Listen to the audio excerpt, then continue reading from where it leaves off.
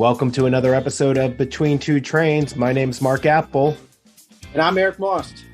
And today we've got a special guest. We've got Patrick McNulty, the CEO of St. Vincent de Paul Georgia. Pat, how you doing today? I'm doing great. Thanks for having me, guys. Excellent. Let's just jump right in. I bet we've got some listeners that are not familiar with St. Vincent de Paul. I would love to know what it is exactly that y'all do over there. Well, sure. St. Vincent de Paul, I won't give you all the history, but give you some of it anyway. It started in 1833, actually outside of Paris, by a group of college kids, actually, that were challenged by a peer to live their faith, demonstrate living their faith. And that group has now, I guess, morphed, if you will, to a organization that is in over 100 countries. The U.S. version, for lack of a better term, started in 1845 in St. Louis. There are now almost 500,000 people involved with the organization in the U.S. From an Atlanta standpoint, it started in Atlanta in the early 1900s, downtown at the Immaculate Conception Parish, and has also grown quite a bit. We now have over 70 conferences. Conferences are typically associated, but not necessarily with parishes. That tends to be where they get a lot of their support. We don't directly report to the Catholic Church, but we're affiliated. We share the same values and that kind of thing. But our primary mission is to provide hope and help to those in need. We serve individuals and families. We serve people of any faith, any ethnicity, any nationality, etc. But our primary focus is to provide emergency funding, food, clothing, and a recent addition is we supply pharmaceuticals. So medical needs, at least as far as prescriptions and that kind of thing goes. We recently opened a pharmacy to the general public just literally a few weeks ago as a result of a capital campaign that we ran. But the big difference, what really makes St. Vincent de Paul who we are, is the origin of the organization was to really go to people in need. And so we, the model behind St. Vincent de Paul is to send people in pairs to go into people's homes and work with them to build a plan to get those folks back on the road to self-sufficiency. There's some training that goes into that, of course, but that's the essence of who we are. Well, and Pat, it's most of our listeners, we've got a large presence that are local to the Chamblee, North DeKalb area. And I think, St. Vincent de Paul has a location right across from City Hall in Chamblee. And I know I frequented it a lot over the last 12 months. I think most people are aware of the donation site, where they can lighter used, clothing or furniture, can be dropped off there. In my experience, they accept everything, pretty much no questions asked. The only thing they wouldn't accept is pillows. There were no pillows that were allowed to be accepted. But is there, from a donation center, during quarantine, COVID, everybody's cleaning out, purging, everyone's at home doing all this stuff. Is there anything what works best as a donation? And is there anything that simply doesn't work, like pillows, for example? Yeah. I'm glad you brought that up. In addition to our 70 plus conferences and 40-ish food pantries, which oftentimes are affiliated with the conferences, we've got a dozen thrift stores in the Atlanta metropolitan area. Excuse me, primarily in the northern suburbs. You mentioned Chamblee. We do have Our thrift store in Chamblee is one of those 12. They do accept furniture, clothing, as you mentioned, artwork, that kind of thing. I guess shoes would be considered clothing. So, but furniture and clothing are the bulk of what they take in. And as you can imagine, during COVID, thrift stores have been very popular.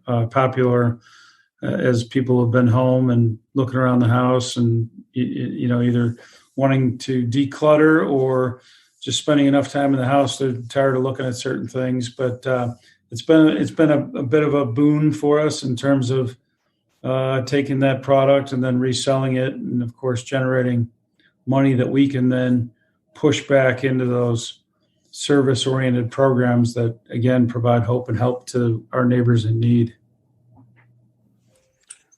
And so you were mentioning about how more donations have been coming in during this pandemic. The other side of that, of people in need, what have you seen over the last 12 months here in the metro area? Yeah, good question. Our typical model has been to go into the homes. Obviously, that's been we've had to deviate from that. In addition to deviating from that, we have become more transactional.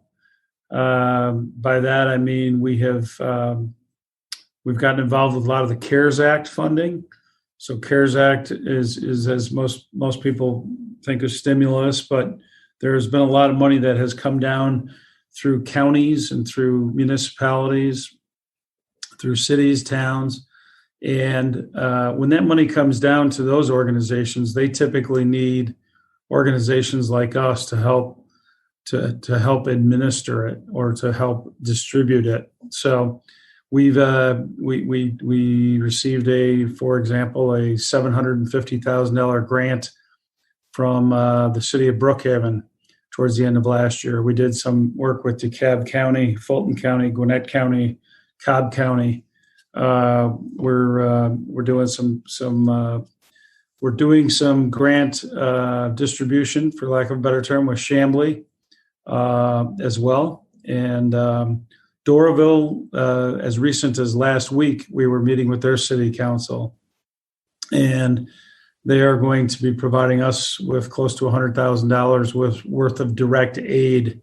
That primarily is what all the CARES Act money that has gone through the cities and towns and counties has resulted in us distributing direct aid to those in need. And each county and each organization, each government entity has their own set of criteria associated with those with that money that we distribute. It might be they have to show us that they're behind in their electric bill. They have to show us that they're behind in their rent or mortgage. Most of it has been eviction prevention related, but there has been a fair amount that has also been associated with electric or gas charges. And in addition to the CARES Act money, we've also participated on behalf of Georgia Power, who also has given us a certain amount of money to try to keep the power on for folks that are struggling. Pat, I find it fascinating how many different services and how many different ways that you can impact, the lives of those in need. And I'm curious, as an organization, teaming up with the municipalities, getting some of these, these fundings from the CARES Act, it's St. Vincent de Paul is a global organization, and it's across the U.S. as well. But this is St. Vincent de Paul, Georgia, that you're running. Does it work off a franchise model? How much of this are you paving a new road just for Georgia? And then how much of this is just happening all over the place? Yeah, great question. We're not technically franchises. We're separate LLC. I would say, just having spent 35 plus years in the corporate for-profit world, that it is very I would say decentralized in terms of best practices and models. I would say that from my relatively brief experience, I'm in my fifth or sixth month now with the organization, but each St. Vincent de Paul is, I would say, somewhat tailored to their individual markets. So I'm working with my counterpart in Dallas, for example, on a mentor-mentee relationship, and they've only got 2 thrift stores, but their pharmacy world is much bigger. They also have an after-school program. There's another one in Madison, Wisconsin that has a shelter, an overnight shelter. Cincinnati has got a very good size St. Vincent de Paul that actually feeds people at lunchtime every day from 11 to 1, and again from 4 to 6. So there are some, I would say there are some 3 or 4 common offerings or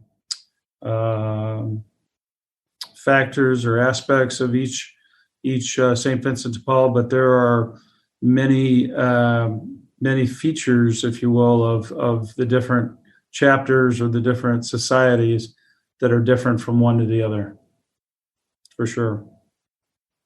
So what was, I didn't realize you were so new and recent to St. Vincent de Paul. What's your background?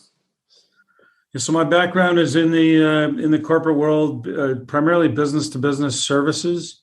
I spent most of my life in the corporate security world. I ran a pretty good sized company here in Atlanta called Barton Protective Services, which was we were the premier provider of security services for Class A office buildings and corporate headquarters, and did some event security. But we were acquired in the early 2000s, and I've since then gone on to work for the acquiring company, and then went into a couple of other business-to-business services that were typically somewhat like St. Vincent de Paul, in that they were geographically dispersed. I would say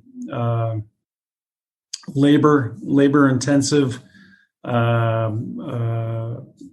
people being the product, really, businesses. So intangible service businesses, and that's been my background is primarily general management. I've either led sales or sales and operations, and most recently helped a woman-owned business in Dallas. I was actually commuting from here to Dallas for 2 years, helping a woman, small business owner, get her business ready to sell, and we did that. And I was in a position where I could do something where I could, give back as much as anything, and not be as focused on next week or next month or next quarter's numbers, and more focused on really giving back.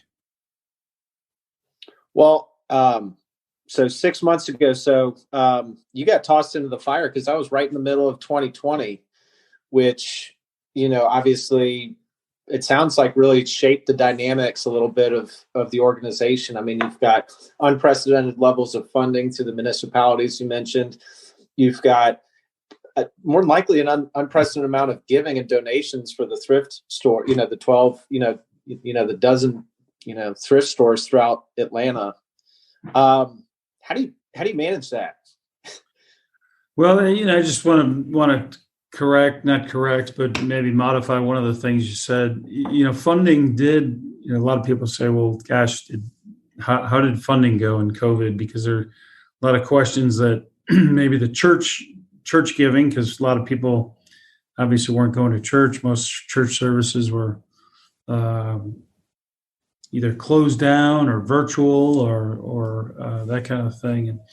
And initially, giving did do well, let's say. But the last few months, I think we've started to see, excuse me, maybe more of the impact of COVID really affecting people's finances more long term. So it's hit a little bit of a wall, but yes, overall we were fortunate in that I think a lot of people recognized that this was a very unique time and stepped up, and so we were we were very much the grateful benefactors of folks stepping up. I think for us as an organization, it was it's been a challenge. Every day you've had to pivot. I know that's an overused word these days, but truly, I think when people talk about 2020, if you're just about any kind of business, profit or nonprofit, you've had to do a lot of pivoting, and we have as well.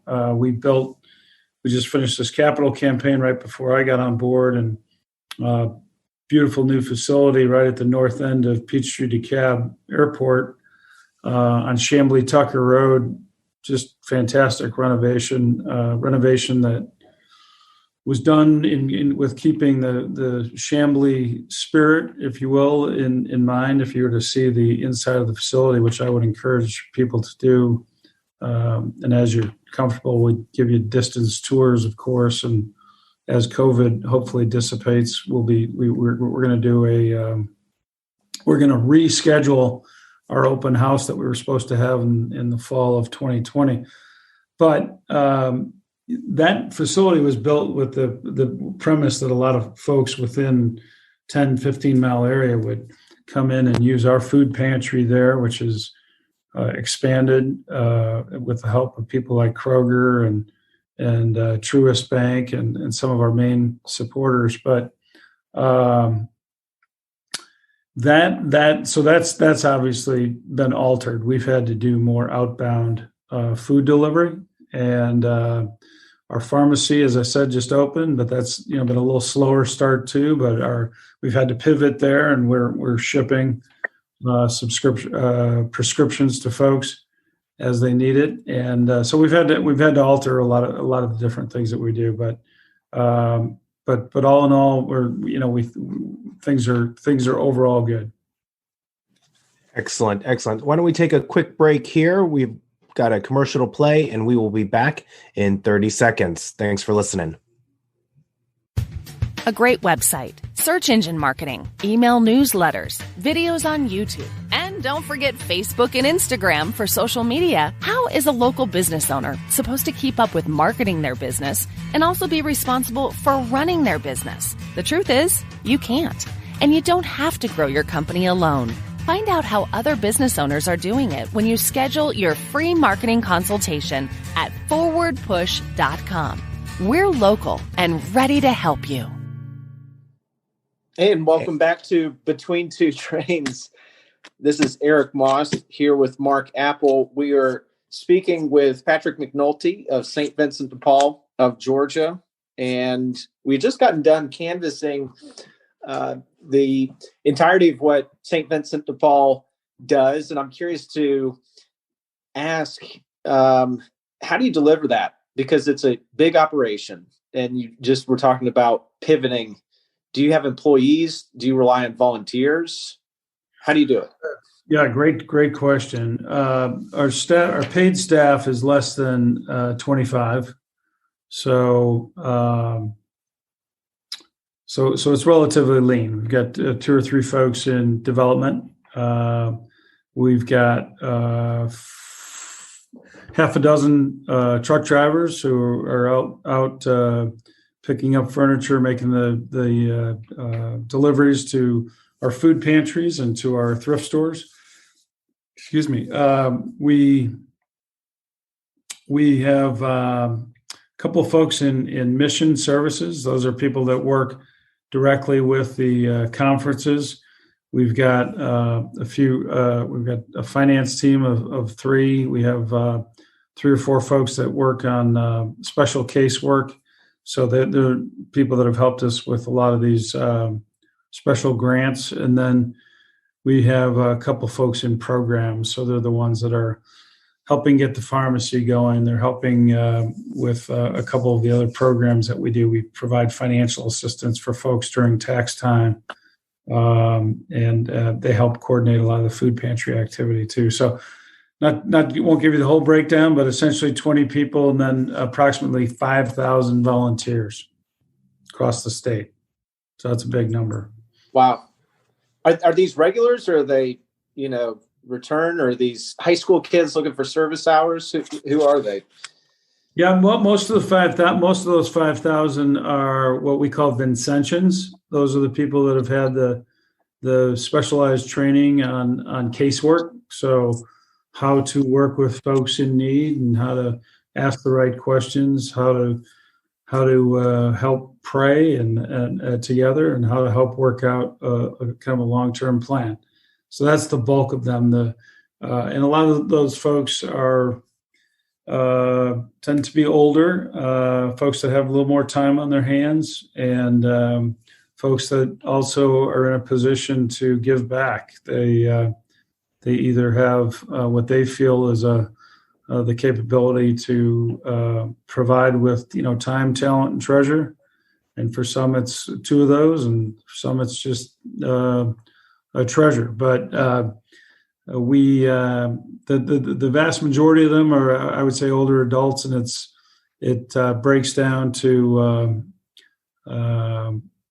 it's not predominantly male or female. It's almost across gender lines, how you might expect.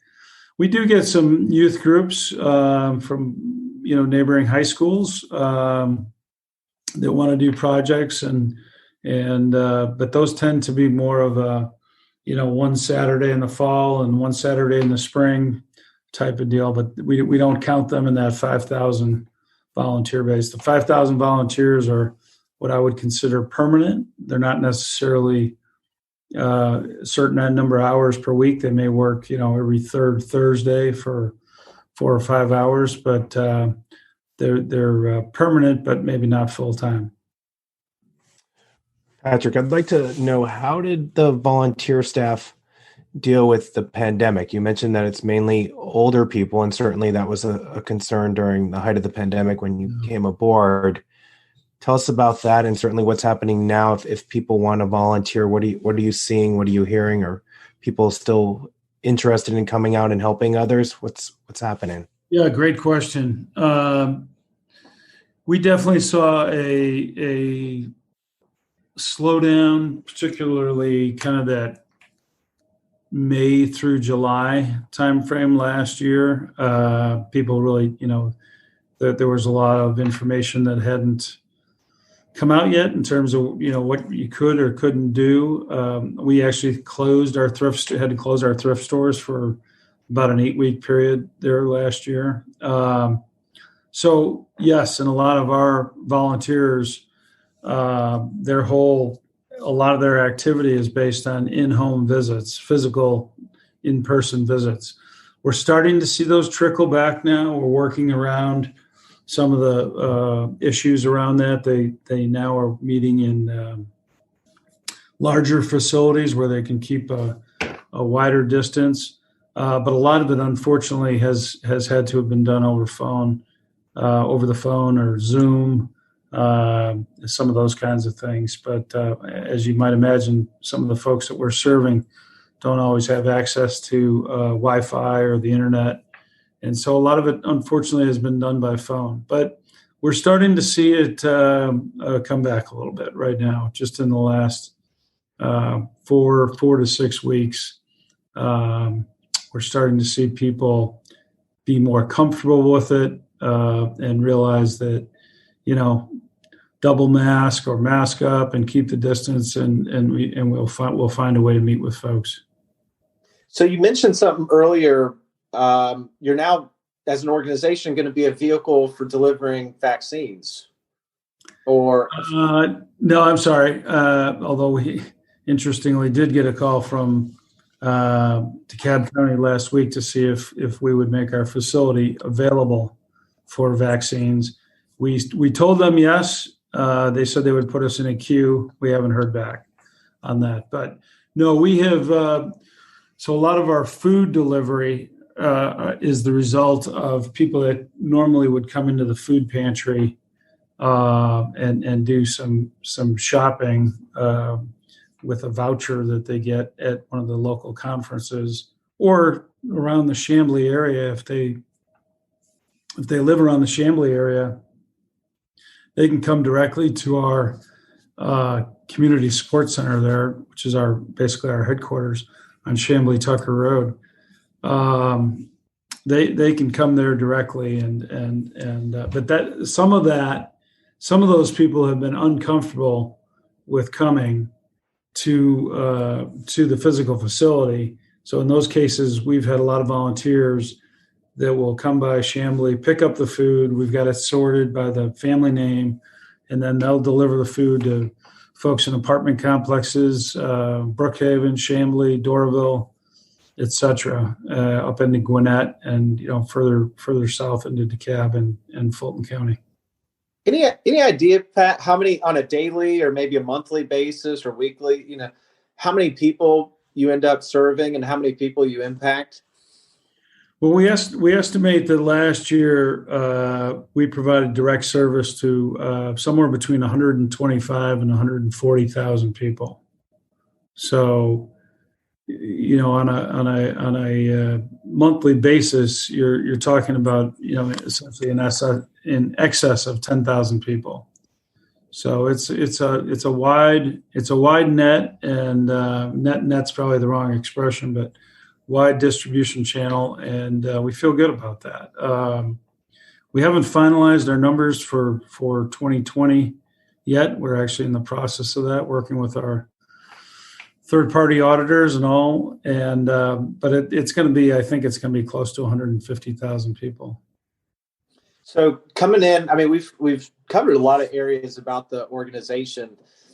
Yeah, you've been in place for a few months. Is there anything, any mission, anything outside of just giving back and, kind of switching it up from the corporate world? Is there anything that you're committed to that you want to grow or you want to introduce, any direction you want to take the organization?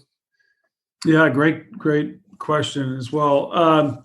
Two things, I think, and we've started to do one of them already, and that is just sharing best practices on a more regular basis. So you talked about franchise earlier. I don't know that we're ever going to get to that, but I think there's a happy medium en route to that. And what do I mean by that? Give you a quick example. We've got a thrift store in Kennesaw that just does phenomenally well. We need to be able to replicate some of the things that they're doing and share it with our thrift store in Stone Mountain, our thrift store in Gwinnett, Duluth, Lilburn. So those kinds of things. We've got food pantries in certain places that are doing things very well. So just communicating as a organization better. That's one thing that we're trying to do. We've started to schedule and have more frequent town halls where we can let some of the conferences share those kinds of success stories with their peers. The other thing, I mentioned two things, and so best practice sharing is one. The other big item for us as we go forward this year and into next is we need to become a better source for employment opportunities. And what does that mean? Well, we don't have that completely determined yet, but when we did the capital campaign, part of our pledge to our donors was to become a workforce development center. Originally, that was based on applicants and people either in need of a better job or in need of employment at all, coming to Chamblee and working with them on soft skills and getting them back in the workplace. Don't know that that's exactly what we're going to do. There's a lot of people in that space already.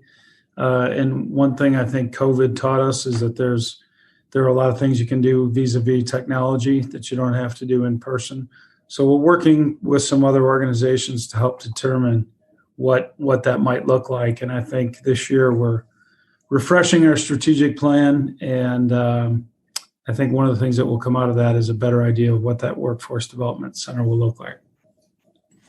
It's interesting, Pat. One of the things you just mentioned there was about technology and how through this pandemic, we've learned how to use it. I think no matter where you are in life, everyone has sort of had to grab onto doing new things in new ways. And Eric and I have talked about this before with other guests, is that we've now sort of all developed these habits. Some of us haven't been to a grocery store in a year because we can have our groceries delivered in 2 hours. And in the case of St. Vincent de Paul, you mentioned the delivery of food.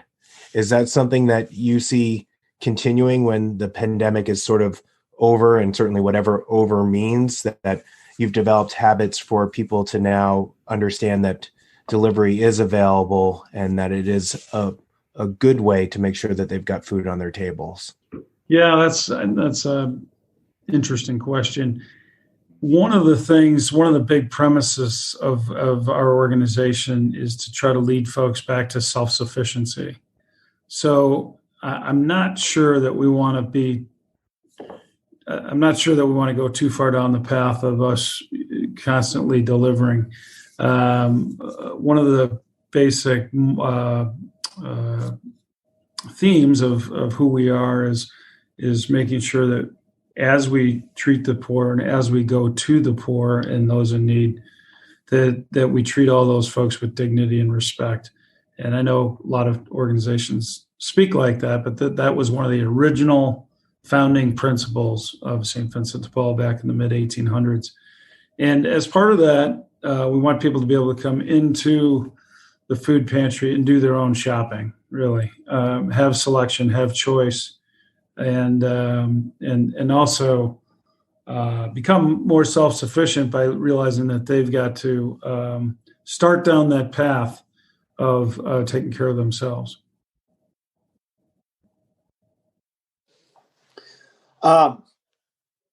If there were people listening who want to get involved or want to find out more information, what's a good way to start exploring that? Yeah, the best way is go to our website at www.svdpgeorgia.org. And from there, you can forward / to pharmacy or / to volunteer opportunities.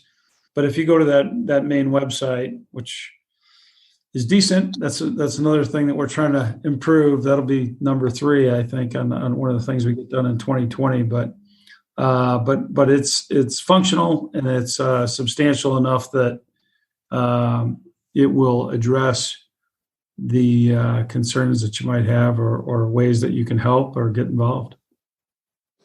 Mark, you like playing the game, one word game. Is it time to put Pat on the spot?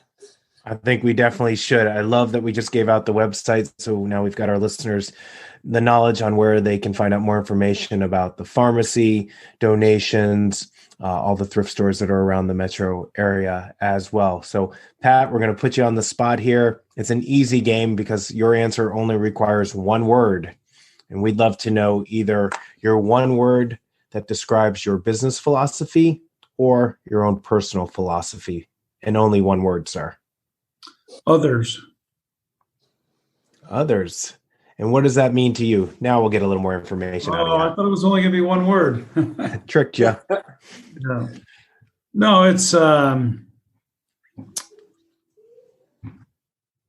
guess I mentioned earlier that I'm in a position to be able to focus on others in work and just from a philosophy. I grew up, I went to a Jesuit high school outside of Chicago, and their founding principle, AL, is St. Ignatius Loyola, and big part of the Jesuit underlying philosophy is service to others, and I think that's just where I am and who I try to be as much as possible. It's not certainly imperfect, and I wish I could say I'm doing it 24 hours a day or even my waking hours, but I try to make that a central theme of who I am and what I'm doing.